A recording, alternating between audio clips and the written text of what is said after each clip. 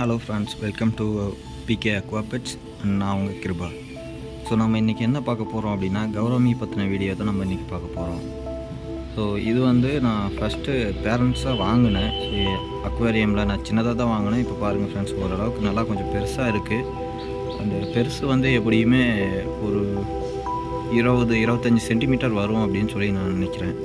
அந்த ஒயிட் கலரில் தெரியுது பார்த்தீங்களா, அது வந்து 25 சென்டிமீட்டர் வரும்.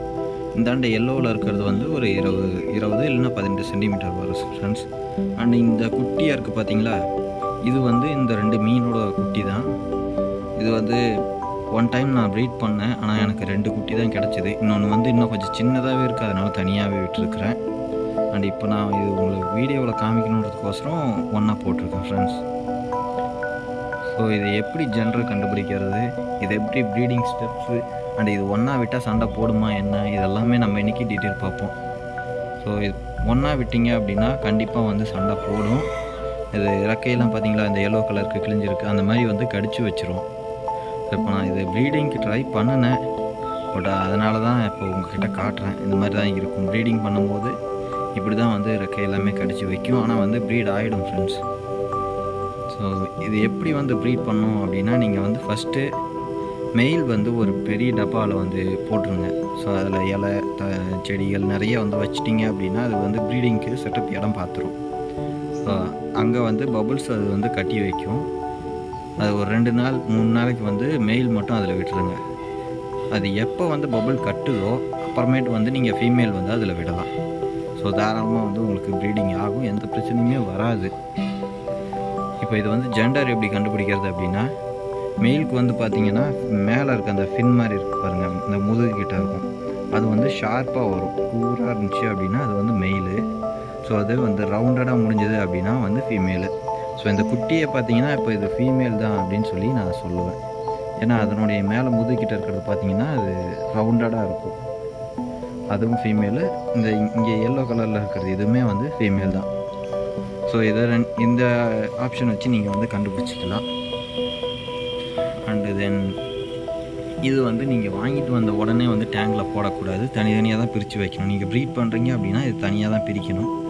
ஏன்னா ஒரு 10-15 அந்த மாதிரி இருந்துச்சு அப்படின்னாலுமே சண்டை வரும், ஆனால் அவ்வளோக்கு அது தெரிவிச்சிக்காது. ஆனால் நீங்கள் 2 மட்டும் வச்சுருக்கீங்கன்ற பட்சத்தில் சண்டை கண்டிப்பாக வரும். நீங்கள் அதை பிரிக்கலை அப்படின்னா அந்த மீன் அதே அடித்து கொன்னுடும். அப்புறம் நீங்கள் வாங்கிட்டு வந்து ப்ரீட் பண்ண முடியாமல் அது வேஸ்ட்டாக போயிடும்.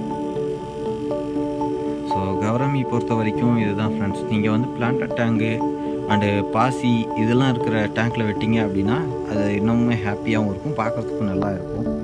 அண்டு ஹெல்த்தும் வந்து அதுக்கு சூப்பராகவே இருக்கும்.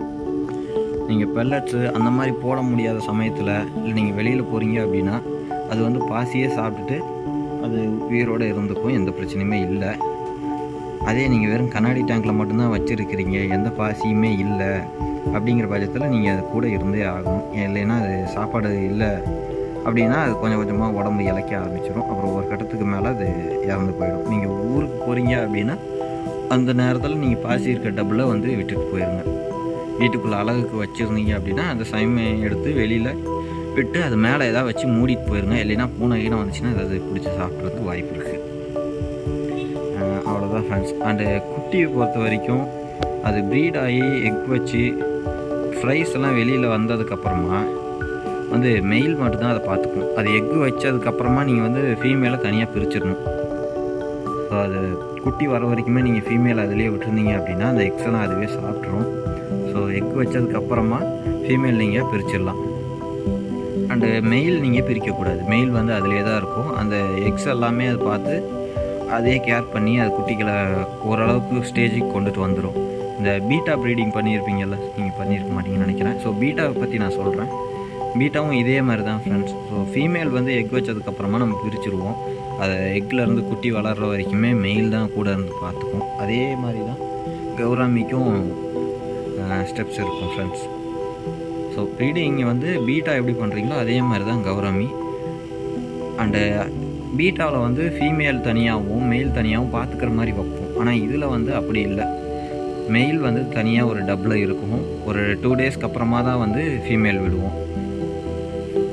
அவ்வளோதான் ஃப்ரெண்ட்ஸ், இதனுடைய டீட்டெயில்ஸ் அவ்வளோதான். நெக்ஸ்ட் ஃபிஷ் பற்றி நம்ம நெக்ஸ்ட் வீடியோஸ் பார்ப்போம்.